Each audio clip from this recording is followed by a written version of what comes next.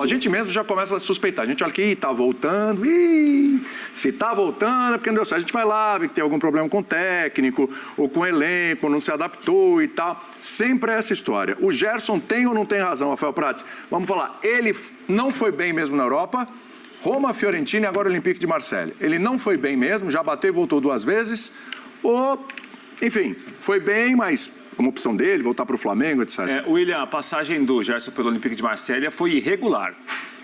O Olympique de Marseille contratava um dos melhores meio-campistas do Brasil e certamente quando o contratou e pagando o que pagou, imaginava que o Gerson iria arrebentar ou jogar mais do que jogou. Agora, não foi um fracasso a passagem dele pela França. Isso para mim seria um exagero falar que foi um fracasso. Decepção. Ele teve dificuldade no começo, acho que ele viveu momentos decepcionantes. Qual é a palavra que define a passagem dele na Europa? Eu acho que irregular. Foi uma passagem razoável, William. Não foi um fracasso, não foi um horror, longe disso. Não, longe disso. Com o Sampaoli, no segundo turno do francês principalmente, nós mostramos aqui, ele teve boas atuações.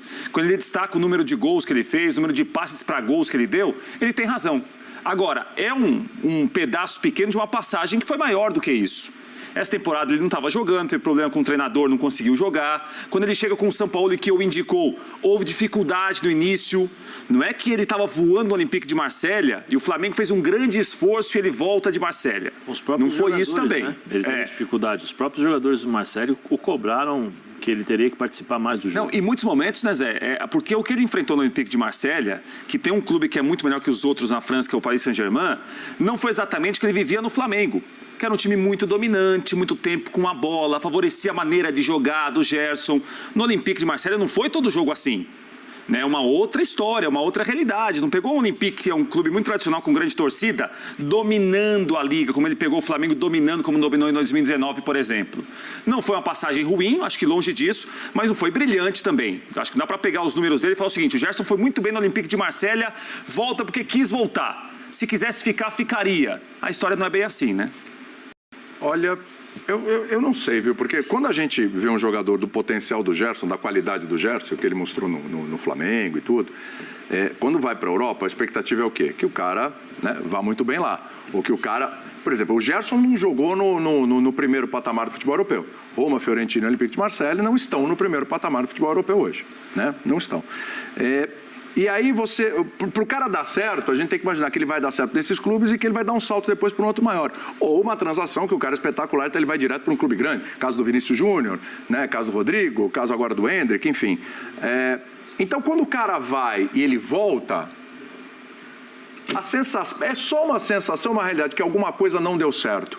Alguma coisa não deu realmente certo com o Gerson lá. E que tudo bem ele voltar para o Flamengo, arrebentar, ser ídolo aqui e tal, não tem problema nenhum. Eu acho que ele vai arrebentar no Flamengo. Eu acho que o Flamengo fez isso não tem nada a ver com o negócio do Flamengo.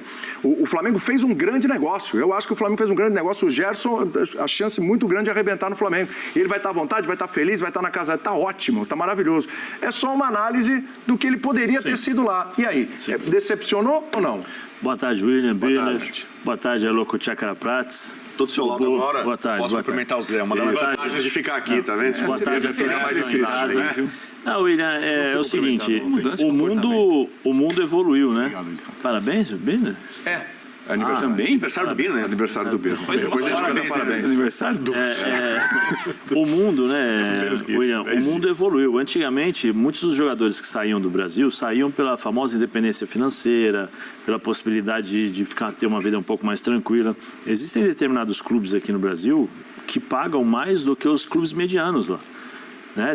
Por exemplo, o Flamengo certamente tem uma folha salarial maior, eu acho que do que o Atalanta.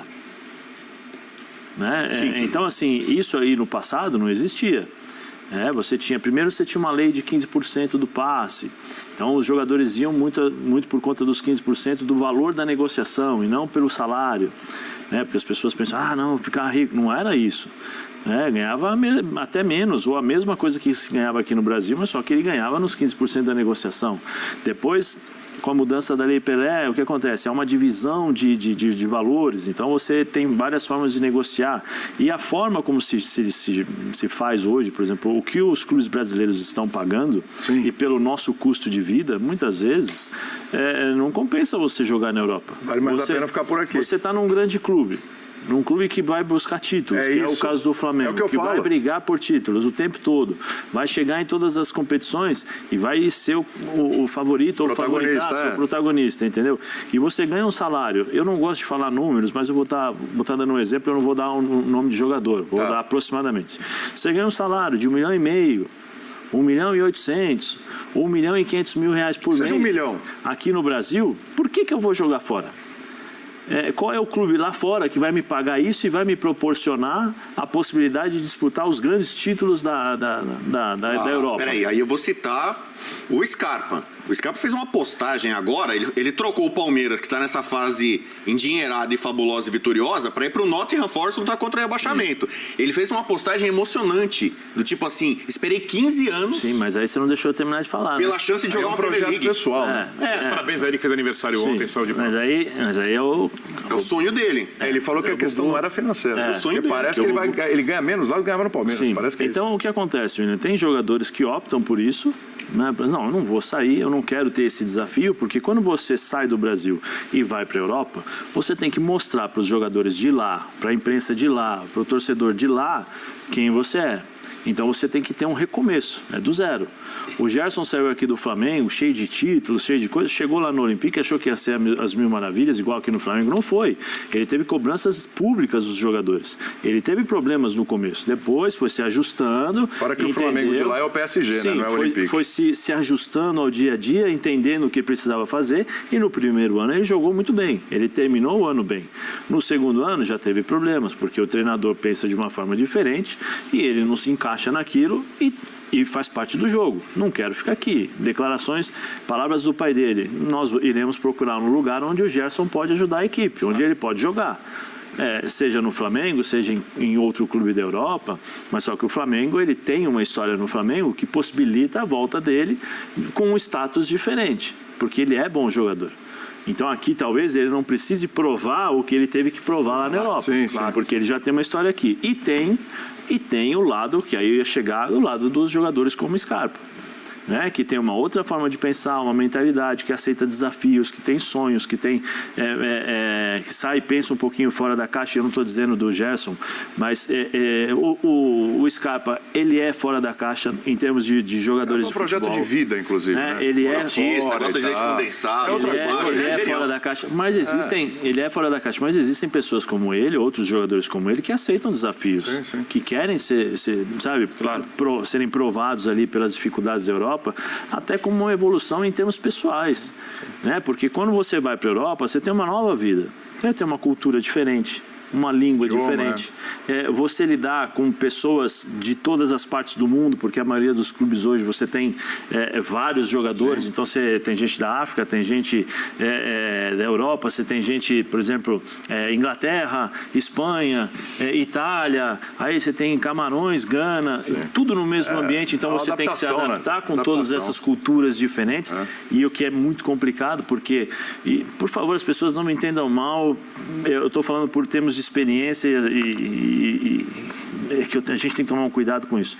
A mentalidade dos africanos, ela é totalmente diferente da mentalidade do pessoal europeus, da Europa, da Itália, da Alemanha. Eu falo isso que você jogou lá, você sabe. Eu estou falando porque a experiência própria, entendeu?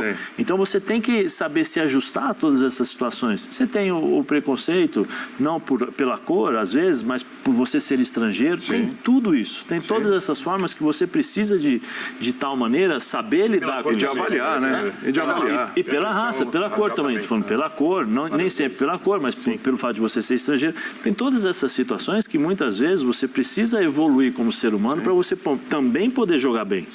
Né? Porque isso pode te incomodar. Então tem cabeças, tem pessoas jogadores que querem e sentem a falta. Opa, peraí, eu preciso desse calor humano, eu preciso estar disputando títulos, eu preciso jogar sempre.